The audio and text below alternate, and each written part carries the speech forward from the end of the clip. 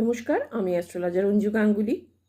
দেখা যায় যে আপনার এমন শত্রু আপনাকে কোনোভাবেই আপনাকে বাঁচতে দিচ্ছে না, বিভিন্নভাবে আপনাকে কিন্তু ডিস্টার্ব করে যাচ্ছে। সেক্ষেত্রে সেই নিবারণ করবেন কিভাবে? যদি পারেন একটু খোঁজ করে বা অনলাইনে আপনারা পেয়ে যাবেন ঘুঁটে, যেটা আমরা আগেরকার দিনে দেখতাম দেয়ালে দিত, সেই ঘুঁটে আপনাকে জোগাড় করতে হবে। কি করবেন না, শনিবার দিনকে একটু ঘুঁটের হাফ পোর্শন নিয়ে একটা পাত্রেতে নেবেন। পাত্রেতে নিয়ে তার মধ্যে অল্প একটু ঘি দেবেন, তার মধ্যে হলুদ সর্ষে দেবেন। সর্ষে দিয়ে আপনার যে ব্যক্তি আপনাকে ডিস্টার্ব করছে তার নাম করে, এবং আপনি যাতে তার হাত থেকে রক্ষা পান সেটি মনস্কামনা জানিয়ে আপনি এটাকে জ্বালিয়ে দেবেন।